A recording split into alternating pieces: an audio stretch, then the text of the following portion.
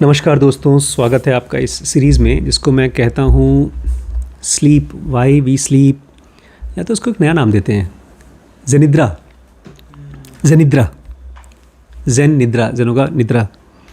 क्योंकि मेरी जो पहले नींद आती थी जेनोगा की वजह से, रात को सोता था, दिन में अपना जगता था, 3 स्टेप करता था, वो बिगड़ गई थी पिछले कुछ महीनों से, कुछ सालों से।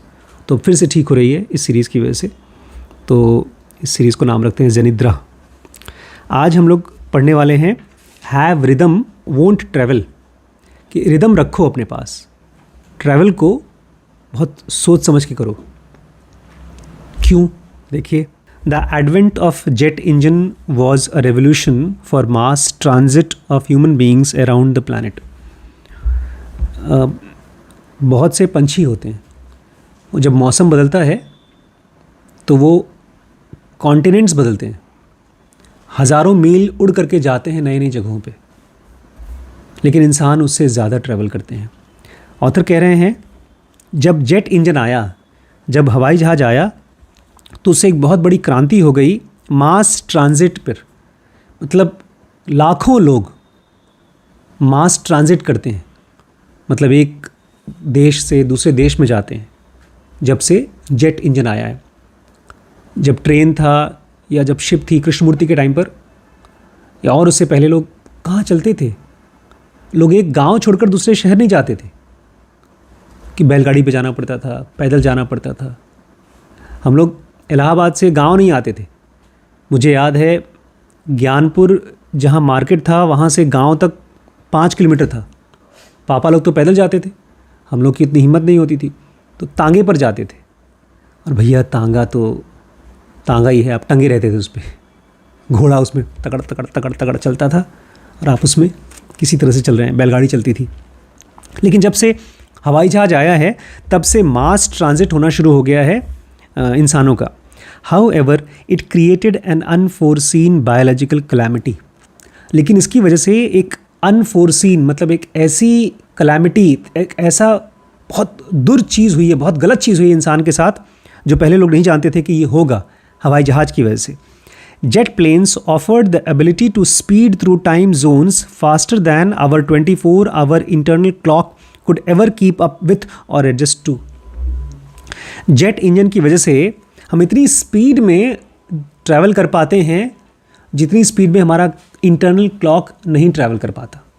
मतलब ये कि मैं अभी यहाँ बज रहे हैं रात के 10:30, और मैं अगर इसी समय चला जाऊं जापान, तो वहाँ बस कुछ ही घंटे में पहुँच जाऊँगा, और वहाँ पर भी हो सकता है 10:30 बजते हो आज ही के। जबकि 6 घंटे बाद क्या टाइम हो रहा होगा? 10 और 6 सुबह के 5-6 बज रहे होंगे। तो मुझे सुबह उठना चाहिए, सो जाना चाहिए और सुबह उठना चाहिए। लेकिन जब मैं वहाँ पहुँचूँगा तो रात के बजे 10, बल्कि वहाँ तो और पहले होगा, क्योंकि सूरज वहाँ पहले निकलता है। और इस तरफ मैं अगर जाता हूँ अमेरिका की तरफ, तो वहाँ टाइम जोन जो अभी है शायद वही हो, जबकि उसको बदलना चाहिए। हमारी बॉडी के हिसाब से, बॉडी को आदत होती है टाइम को बीतता हुआ महसूस करने के लिए, लेकिन हवाई जहाज़ से आप इतनी ज़ोर से चले जाते हैं कि अभी वो टाइम जो वहाँ पर हो रहा है वो टाइम आप एक्सपेक्ट नहीं करें बॉडी से। ये एक बहुत बड़ी कैलामिटी है, शरीर के लिए बहुत बड़ा कन्फ्यूजन है। Those jets caused a biological time lag. इसको कहा जाता है शरीर का टाइम लैग। लैग मतलब पिछड़ गया। इसको अंग्रेज़ी में बोलते हैं जेट लैग। मुझे याद है पहली बार जब जेट लैग आया था, मैं 48 घंटे ठीक से सो नहीं पाया था। मैं आया था इस्तांबुल से इंडिया, दिल्ली। वहाँ पर भोर में चला, और यहाँ पर मुझे याद नहीं आ रहा कितने बजे पहुँचा। पूरे टाइम ऑब्वियसली एयरपोर्ट पे चलना था, हवाई जहाज़ में बैठना था। 2 फ्लाइट थी, एक ओडेसा से इस्तांबुल, इस्तांबुल से दिल्ली, फिर दिल्ली से टैक्सी यहाँ पर पकड़ा था, और फिर 2 दिन तक मैं सो नहीं पाया। 2 दिन के बाद में बॉडी का एक क्लॉक सही हुआ कि नींद आना शुरू हुई। इसको बोलते हैं जेट लैग, कि हवाई जहाज़ की वजह से आपको नींद नहीं आती। As a result, we feel tired and sleepy during the day in a distant time zone because our internal clock still thinks it is night time. इसकी वजह से आपकी बॉडी चल रही है पुराने वाली जगह से और आप पहुंच गए नई वाली जगह पे, तो आपको महसूस हो रहा है थकावट और स्लीपी। आप यहाँ से रात को निकले, अब वहाँ पहुँचे और वहाँ पर भी रात है और वहाँ पर आपको नींद नहीं आ रही है, क्योंकि आपकी बॉडी यहाँ रात को जग चुकी है और वहाँ पर दिन में सोना चाहती है। मतलब यहाँ रात को आप सोना चाहिए था लेकिन आप जगे हुए हैं, क्योंकि हवाई जहाज़ में आपको उड़ना था और वहाँ पहुँचे, वहाँ दिन हो चुकी है लेकिन आपको नींद आ रही है, स्लीपी फील कर रहे हैं, थका हुआ महसूस कर रहे हैं। ये इंपॉर्टेंट है बिकॉज इस समय ये चीज़ लाखों लोग करते हैं। आप लोगों को किस्मत से ये प्रॉब्लम नहीं झेल रहे हैं, लेकिन अगर कभी झेलना पड़ा तो आप बोलेंगे अरे सर अमेरिका घूमने का मौका मिल रहा है, आप क्या बकवास कर रहे हैं। लेकिन जिन लोगों को ये चीज़ ज़िंदगी भर करना पड़ता है, साल में 365 दिन में से 100 दिन करना पड़ता है, उनके लिए कैंसर है। क्योंकि आप देखेंगे ठीक से नींद ना आ पाना अपने आप में ढेर सारी बीमारियों का कारण है। डॉक्टर एमपी बोल रही थी और मैंने भी इस चीज़ को एक्सपीरियंस किया है। अपनी ज़िंदगी में केवल एक बार मैं रात भर जगा हूँ इम्तिहान देने से पहले। डॉक्टर एमपी भी एक बार इम्तिहान से पहले रात भर जगी हैं और उनका दिमाग पता है क्या बोल रहा था? बोलती हैं क्वेश्चन पेपर देखा, मैंने क्वेश्चन देखा और मुझे उसका आंसर आता था और फिर मैंने अपने आप को बोला कि जब इसका आंसर मुझे आता है तो मैं लिखूं क्यों? मुझे आता है, मैं क्यों दिखाऊं किसी को कि मुझे आता है कि नहीं आता है? बस मुझे आता है। बोलती मैं किसी तरह से अपने आप को मजबूर करके लिखवाया। दिमाग पागल हो जाता है अगर आप ठीक से सो नहीं पाते हैं। तो जेट लैग की वजह से आप अगले एक दिन तक सो ही नहीं पाते हैं। Take example of the night flight from England from San Francisco home to England, flight home to England from San Francisco. Example के लिए आप सैन फ्रांसिस्को से इंग्लैंड आ रहे हैं। अमेरिका में एक शहर है सैन फ्रांसिस्को, उससे आप लंदन आ रहे हैं, तो पीछे की तरफ आ रहे हैं, ठीक है।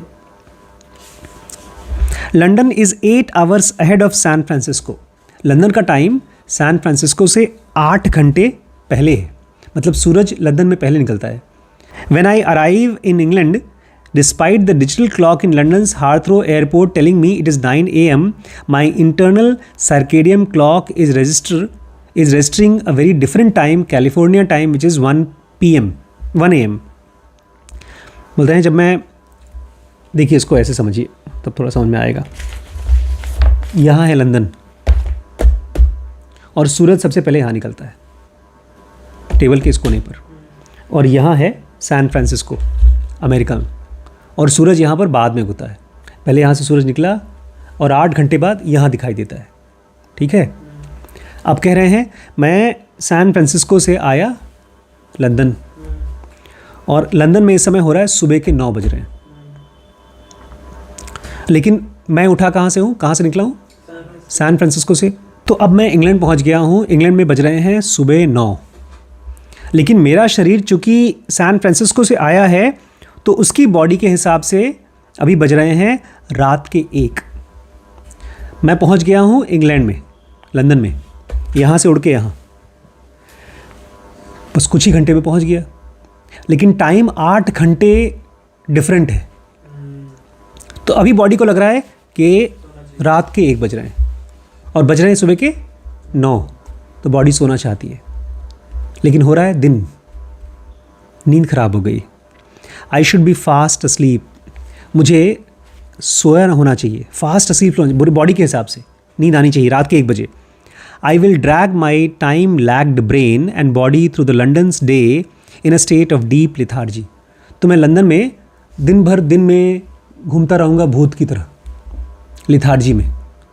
मुझे याद है जब मैं बब्बू के यहाँ पहुँचा था सुबह के 6-7 बज रहे थे और मेरी बॉडी को अभी भी लग रहा है कि रात हो रहा है।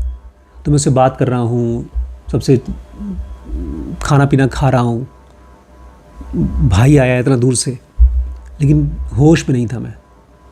सोने की कोशिश करो, नींद नहीं आ रही थी। Every aspect of my biology is demanding sleep. बोलते मेरे शरीर का हर एक हिस्सा स्लीप मांग रहा है, नींद मांग रहा है। Sleep that most people back in California are being swaddled in at this time. वो नींद जो कैलिफोर्निया में हर एक आदमी इस समय ले रहा है, और मैं यहाँ पर दिन में उसके लिए भूखा हूँ। The worst however is yet to come. ये सबसे बुरी बात नहीं है, अभी सबसे ख़राब चीज़ आने वाली है। By mid night the London time I am in bed. रात हो गया लंदन में, 12 बज गए और मैं चला गया बेड में सोने के लिए। And wanting to fall asleep, और मैं सोना चाहता हूँ। But unlike the most people in London I can't seem to drift off. लेकिन लंदन में सब सो रहे हैं, लेकिन मुझे नींद ही नहीं आ रही। Though it is midnight in London my internal body clock believes it to be 4 PM। अब यहाँ पर बज गए हैं रात के 12। सबके लिए, जो वहाँ के लोग हैं उनके लिए बॉडी कह रही है रात के 12 और दुनिया भी कह रही है रात के 12। लेकिन इस आदमी का जो यहाँ से यहाँ आया है उसके लिए क्या हो रहा है? रात के 12 बजे, दोपहर के 4 बज रहे हैं। बॉडी कह रहा है दोपहर के 4, और बॉडी कह रहा है, इसका क्या मतलब है अभी आपको मालूम पड़ेगा। हमारी बॉडी में कुछ केमिकल निकलते हैं, याद है पिछली बार हमने पढ़ा था, एक केमिकल निकलता है मेलेटोनिन। जब बहुत हाई हो जाता है तब आपको नींद आती है, जब वो लो हो जाता है तो आप जगे रहते हैं। तो इस बेचारे की बॉडी के अंदर में शाम के 4 बजे मेलाटोनिन बिल्कुल नहीं है, नींद ही नहीं आ रही है। बाहर रात है लेकिन उसको बाहर तो नींद आना चाहिए, लेकिन बॉडी सो ही नहीं पा रही है। I would normally B wide awake, so I am lying in bed in London. It will be 5 or 6 hours before my internal natural tendency to fall asleep arrives. बोलते हैं कि मुझे अभी कम से कम 5 से 6 घंटे लगेंगे उस घड़ी को ठीक होने में। किस घड़ी को? जो बाहर का टाइम है और मेरे बॉडी का टाइम है, इन दोनों को मैच करने में। इसको हाँ। Just as London is starting to wake up and I have to give a public lecture. What a mess. तो मेरी बॉडी कितने बजे ठीक होगी? 6-7 घंटे बाद, जब मुझे लेक्चर देने जाना है तब मुझे नींद आना शुरू होगी। वहाँ से उड़ के फटाफट पहुँचे यहाँ पर, रात को पहुँचे, नींद ही नहीं आ रही है। सुबह 6-7 घंटे में जब बॉडी क्लॉक ठीक हुई तब मुझे नींद आना शुरू हो गई, और उस समय मुझे जाना लेक्चर देने के लिए। This is jet lag. You feel tired and sleepy during the day in the new time zone because your body clock and associated biology still thinks it is night time. इसी को बोलते हैं jet lag, जिसमें आपकी body को थकावट लगती है क्योंकि आप नए टाइम जोन में चले गए हैं और आपके बॉडी क्लॉक के हिसाब से अभी भी ये जगना चाहिए उसको। इट इज़ नाइट टाइम, रात है फिर भी आप जगे हुए हैं। At night, you are frequently unable to sleep solidly because your biological rhythm still believes it is to be daytime. रात को आपकी जो बॉडी है सो ही नहीं पा रही है क्योंकि बॉडी को लग रहा है अभी दिन है। Fortunately, my brain and body will not stay this mismatched limbo forever. I will acclimatize to London time by way of sunshine signals in the new location. किस्मत की बात है कि बॉडी सूरज की रोशनी को देखकर अपने आप को ठीक करना शुरू कर देती है, केमिकल्स को चेंज करना शुरू कर देती है। तो मैं उस टाइम के हिसाब से एक्लिमेटाइज हो जाऊंगा। रात को 6-7 घंटे में मेरी बॉडी में रात को केमिकल आएगा सोने वाला, और दिन में मैं जगने वाला केमिकल रहेगा। But it's a slow process, लेकिन ये फटाफट नहीं होता, बहुत धीरे धीरे होता है। For every day you are in different time zone, your suprachiasmatic nucleus can only readjust about 1 hour. बहुत धीमे धीमे होता है, 1 घंटे पर डे। मतलब it took me 8 days to readjust to London time for having been in San Francisco. अगर आप एक देश से दूसरे देश जा रहे हैं जिसका टाइम डिफरेंस 8 घंटे है, तो मुझे एक दिन में केवल 1 घंटे ठीक करेगा बॉडी। तो 8 घंटे ठीक करने के लिए 8 दिन रुकना पड़ेगा। समझे? थोड़ा बहुत समझ में आया कि अगर मैं एक नए देश में जा रहा हूँ और कम से कम 8 दिन तक जब रहूँगा तब जाके मेरी बॉडी वहाँ पर एडजस्ट करेगी। और मान लीजिए मैं बहुत बड़ा फ्लायर हूँ, पायलट वगैरह हूँ, तो मैं अगले दिन वहाँ जा रहा हूँ वापस। 8 तो बताएगा। Sadly, after such epic efforts by my suprachiasmatic nucleus 24 hours clock to drag itself forward in time and get settled in London, it faces some depressing news. I now have to fly back to San Francisco after 9 days. कह रहे हैं 9 दिन तक मैंने वहाँ रहा, अपनी body clock को लंदन के हिसाब से सेट कर दिया, और खबर आई आपको वापस जाना है 9वें दिन। 9 दिन तक अपनी बॉडी मेहनत कर घसीट करके ठीक किया लंदन के हिसाब से, और अब आपको वापस जाना है San Francisco. My poor biological clock has to suffer this struggle all over again in reverse direction. अब मेरी बेचारी बायोलॉजी की जो घड़ी है अंदर, उसको पूरा झंझट फिर से करना पड़ेगा. You may have noticed that it feels harder to acclimate to new time zone when traveling eastward than when flying westward. इसमें एक और नई प्रॉब्लम है.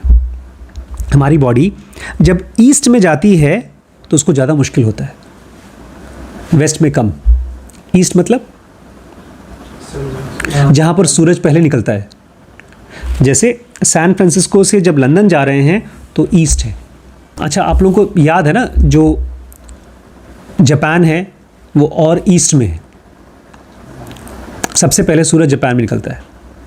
तो अगर जापान से आप इस तरफ जा रहे हैं, वेस्ट में, पश्चिम में, पूरब से पश्चिम जा रहे हैं, तो आपके लिए जेट लैग ठीक होना टाइम लगेगा, मतलब जल्दी हो जाएगा. और जब आप पीछे की तरफ आ रहे हैं, मतलब आप यहाँ पर उठे हैं रात को और वहाँ अभी अगले दिन का नहीं, इसको मुझे फिर समझना पड़ेगा, बताना पड़ेगा. चलिए इसको मैं पढ़ता हूँ, फिर समझ में आएगा. Eastward direction requires you to fall asleep earlier than would normally, which is tall biological order for mind to simply will into action. जब आप ईस्टवर्ड जाएंगे, पूरब से पश्चिम से पूरब जाएंगे, तो आपकी बॉडी को requires you to sleep earlier than you would normally. ये सूरज का पार्ट समझना जरूरी है इसको. देखिए, सूरज का पार्ट आपको समझना इसलिए ज़रूरी है क्योंकि चैप्टर में पढ़ा था ना कि वो लोग गुफा में जाके रुके थे कि ताकि, वो तो है, लेकिन देखिए ये जेट लैग ख़ास तौर से इसलिए भी इम्पॉर्टेंट है क्योंकि मैं चाहता हूँ ना कि हम इस तरह के काम धाम में ना जाएं जहाँ पर आपको जेट लैग हो. ट्रैवल करना पड़ेगा. ख़ास तौर से आप मत कर, क्योंकि आप तो फिल्में बनाएंगे तो आपको इंग्लैंड जाना पड़ेगा, जापान जाना पड़ेगा, अमेरिका जाना पड़ेगा बार बार. 2 महीनों के लिए रुको. इसलिए आप कहीं जाइए तो कम से कम 2-3-4 महीने रुकिए, ठीक है. नहीं, बॉडी का क्लॉक ख़राब हो जाएगा ना. नहीं, खैर चलिए आपको ये समझ में आ गया. अब सुनिए क्या होगा.